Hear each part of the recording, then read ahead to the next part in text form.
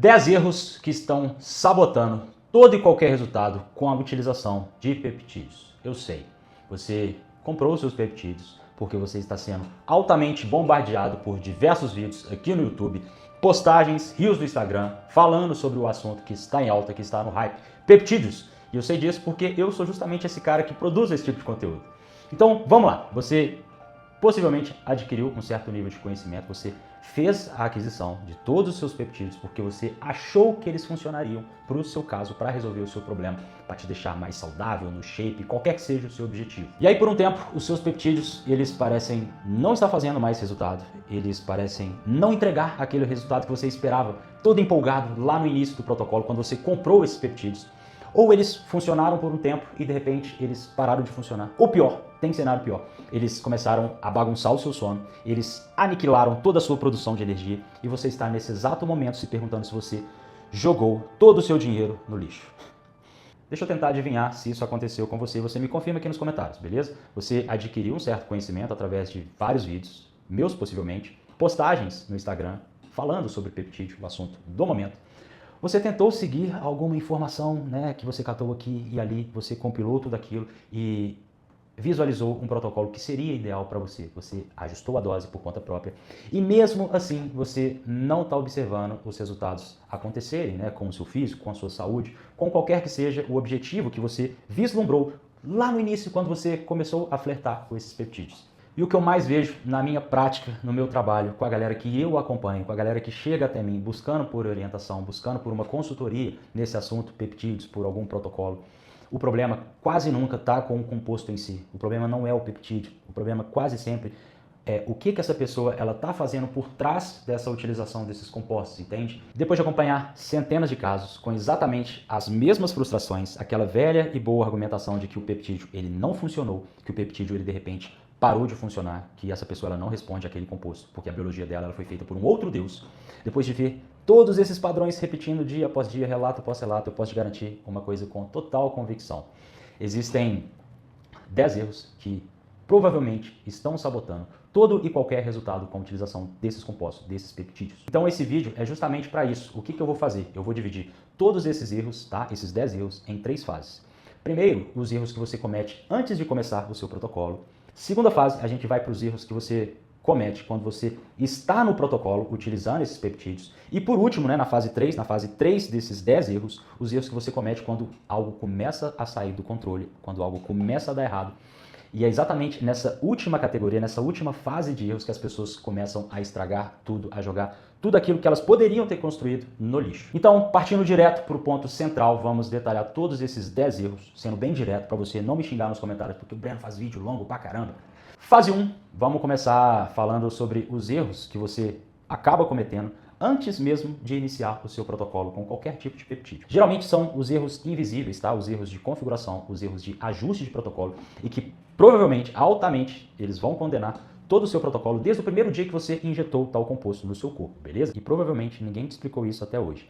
Erro número 1, você não tem objetivos claros em mente e você não tem um cronograma, vamos dizer, realista, né? Deixa eu tentar adivinhar se isso já aconteceu com você, tá? Pensando nesses erros que acontecem antes de você iniciar o seu protocolo. Você teve aquele lapso, né? Você pensou, vou começar a utilizar, vamos ver como é que meu físico responde. Se der bom, eu continuo, se não, eu paro.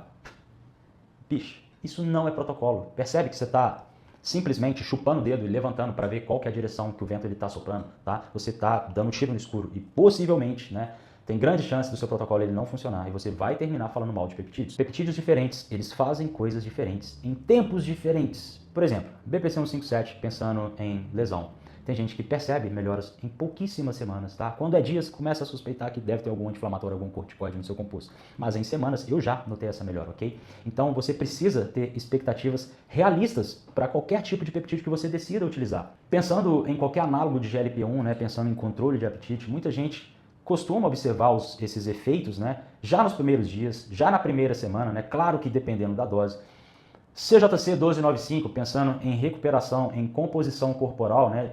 aí já é outra história. Você precisa ter em mente que todos os resultados, todos os resultados sólidos, eles vão vir a médio e longo prazo. Normalmente, o que eu oriento as pessoas que estão utilizando o CJC 1295 é para tirar a expectativa de curto prazo e pensar em médio e longo prazo, porque é justamente após meses de utilização que você começa a ter um vislumbre do seu físico mudando. Nenhuma recomposição corporal ela acontece do dia para a noite. Mesmo que você não esteja utilizando peptídeos, tudo demanda tempo e você precisa ter isso em mente antes de começar. Então, antes de começar todo e qualquer protocolo com peptídeos, seja bem específico, tá? Quais são os resultados que você está buscando? Qual que é o cronograma realista para você colher os resultados com esses peptídeos? E claro, o que você vai monitorar ao longo desse processo? Nível de dor, pensando em articulação, o apetite, pensando nos análogos de GLP-1, melhora da energia, talvez com a retatutida, composição corporal, qualidade do sono. Anota tudo isso, sei lá, num bloco de notas, em qualquer lugar, e defina claramente qual é o período de você revisar para ver se isso tudo está batendo com o seu cronograma, ok? Porque se você não sabe o que você está dosando, o que você está medindo, quando medir, você vai acabar desistindo antes do peptídeo entregar aquilo que ele deveria. Você vai começar a questionar o seu fornecedor, você vai questionar a sua própria biologia e você vai abandonar o protocolo. Erro número 2. Tratar todos os peptídeos como se fossem a mesma coisa. E eles não são. Pensando de novo, no mesmo exemplo, BPC 157 não é a mesma coisa de tirzepatida, obviamente. Que a tirzepatida não é a mesma coisa que CJC 1295. Todo e qualquer peptídeo, eles atuam em sistemas diferentes do seu corpo, Lembre sempre, os peptídeos eles são sinalizadores. Então, mesmo que alguns efeitos eles sobreponham os outros, cada mecanismo de cada peptídeo ele tende e ele vai ser diferente, ok? Peptídeo de cicatrização não é o peptídeo que controla o apetite. Peptídeo, pensando a nível hormonal, a nível de hormônio do crescimento, não é intercambiável com análogos de GLP-1. Então, quando você entende o que cada um realmente faz, você começa a enxergar como esses peptídeos eles poderiam trabalhar juntos, ok? Pegando novamente mais 3 compostos para citar como exemplo, para você perceber como é incrível quando você entende o mecanismo de ação e consegue combinar e consegue manipular um protocolo para otimizar todos esses peptídeos eles trabalhando em conjunto. É como se você tivesse um time que tem ali Messi, Cristiano Ronaldo e Ronaldo Fenômeno na época de ouro dele jogando. Quando você entende o mecanismo, entende o que cada um faz, você consegue marcar gol. O seu time ele vai vencer. GLP-1 controlando o apetite. AOD 9604 trabalhando a mobilização de gordura. CJC 1295 estimulando a produção de hormônio do crescimento, aumentando os seus pulsos de IGF-1, o fator de crescimento. Aí sim você tem um protocolo que começa a fazer sentido, pensando em mudança estética, em mudança corporal, em reconfiguração metabólica, em aumentar a massa magra e perder gordura. Todos esses peptídeos que eu acabei de falar, quando eles entram no time correto, nas doses certas, eles não competem entre si, ok? Mas fatalmente, isso precisa de um certo nível de conhecimento para você combinar, para saber quando entrar com um peptídeo, quando retirar o outro, quando escalar na dose, porque, de novo, se você não entende o mecanismo e cisma de combinar de maneira aleatória, só porque o Bodybuilder Pro falou lá naquele podcast, você, novamente, tá chupando o dedo e levantando para cima para ver se o vento ele tá soprando para o norte ou para o sul. Loteria total. E é justamente por isso que quando alguém chega para mim e fala os peptídeos, eles não funcionam para mim. A minha pergunta é bem simples. Qual peptídeo? Qual que é o objetivo com essa utilização e qual que é o seu contexto, ok? Percebe que afirmar que o peptídeo ele não funciona de maneira aleatória é a mesma coisa de dizer que, sei lá, o antibiótico ele não funciona para mim, ele trata a bactéria de todo mundo do mundo, mas para mim ele não funciona. Claro que funciona, Perguntas desse tipo, elas são muito amplas, tá? É genérico demais. Sem contexto, não significa nada, ok? Você não consegue afirmar com convicção que o peptídeo ele não funcionou. Erro número 3, pular ou negligenciar toda a sua base metabólica. E é aqui que a maioria começa a destruir todo o protocolo sem perceber, beleza? Os peptídeos, eles funcionam muito melhor, você já sabe disso, eu falo isso em todos os vídeos, quando existe uma base sólida. Os peptídeos, por melhor que eles sejam, por melhor que seja o seu protocolo, eles não vão corrigir uma fundação destruída. Então, se você não cuida da sua alimentação, se você faz aquele treino porco, só os exercícios que você gosta, se você vai dormir tarde, ou pior, se você dorme cedo e ainda assim tem um sono de péssima qualidade, a sua base metabólica ela está desorganizada. Possivelmente, a sua sensibilidade à insulina ela não está funcionando direito, a sua inflamação crônica ela está disparada, os seus hormônios de base, testosterona, tireoide, eles não estão operando como deveriam. Então, não há protocolo que resista a esse ambiente, ok?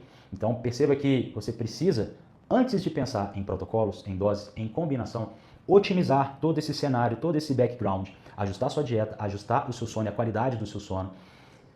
e controlar minimamente o seu estresse para você não criar um ambiente inflamatório onde vai ser impossível os peptídeos te entregarem o resultado que você tanto busca, ok? Agora a gente entra na fase 2, que é justamente os erros que acontecem durante a utilização, durante o seu protocolo. Esses próximos 4 erros que eu vou listar é onde eu mais vejo o caos absoluto. É aqui que a maioria entra naquele modo defensivo, né? Porque quando você já está utilizando o peptídeo, as suas emoções, elas começam a entrar em jogo, né? Você quer que esse peptídeo funcione, você precisa que ele funcione. E é exatamente aí que os erros comportamentais, eles começam a se manifestarem e a se acumularem. Provavelmente você está cometendo pelo menos um desses erros que eu vou acabar de listar. Conta aqui pra gente nos comentários. Não esconda isso de mim, que eu sei que isso provavelmente aconteceu com você. Erro número 4, empilhar peptídeos sem um controle e sem rastrear o resultado. Vamos descrever um cenário que talvez soe familiar. Você está utilizando BPC 157, TB 500, talvez um análogo de LP1, Mounjaro, Ozempic, retatrutida, talvez. Você vai ajustando a dose de cada um desses peptídeos em poucos dias, baseado apenas naquilo que você está sentindo. 6 semanas depois, você se pergunta, qual desses peptídeos está funcionando? O que realmente mudou? O que está acontecendo no meu corpo? Você não sabe. E eu também não sei te dizer o que está funcionando e o que não está funcionando. Percebe que você criou praticamente um quebra-cabeça que é impossível de resolver. Se você começa a empilhar composto em cima de composto sem um sistema claro para você rastrear quando você começou, o que mudou e qual variável foi alterada, você está praticamente pilotando um avião com o olho vendado e achando que está fazendo um protocolo top, avançado, protocolo avançado, porque o Bodybuilder Pro ele falou que está utilizando as mesmas coisas que eu, então eu estou munido de peptídeo. Só que você não consegue ajustar o que você não está medindo. E esse é o erro que pode custar caro por meses. Você vai gastar grana, você vai gastar tempo, você vai gastar saúde e vai se frustrar no final. Erro número 5, o pânico de quando o platô ele se instaura, tá? Quando para de funcionar, vamos dizer assim. Você está evoluindo e de repente, 2 semanas, a balança ela não mexe. E aí começa aquele caos mental. Você muda o fornecedor, você sobe a dose, você adiciona outro peptídeo, você começa a cortar caloria, você aumenta o jejum intermitente. Você nem fazia jejum, agora você faz. Você aumenta o volume de cardio, você aumenta o volume de treino, né? Porque, porra, parou de funcionar. E aí depois você quer saber o que está funcionando e o que não está funcionando.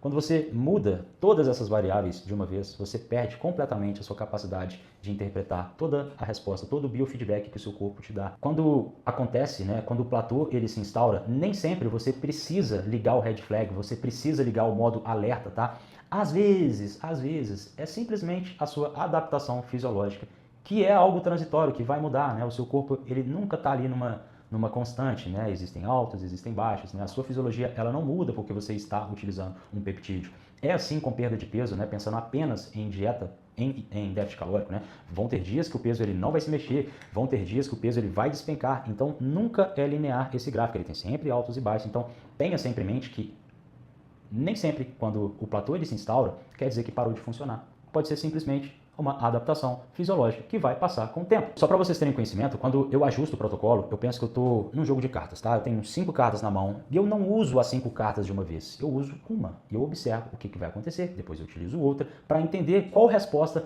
eu posso estar colhendo, qual a utilização de uma dessas cartas, ok? Eu quero aumentar o controle de apetite, eu quero fazer uma mudança na composição corporal, eu quero melhorar, né, o fluxo de energia para essa pessoa conseguir treinar mais, conseguir performar mais. Dê tempo ao tempo. Mudanças às vezes demandam tempo.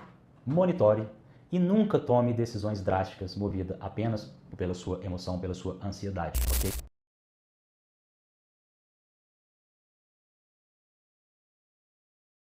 Ah, detalhe, já estava esquecendo. Soltei hoje um shorts para membros, tá? Ainda estou pegando jeito no YouTube, tenha paciência. Então eu soltei um shorts para membros e eu entreguei nesse shorts, né? Eu coloquei lá no comentário justamente o protocolo sobre aquele último vídeo que eu fiz, MOTS-I, NAD+, ISS31, né? Aquele protocolo de reset mitocondrial, de restauração metabólica, tá?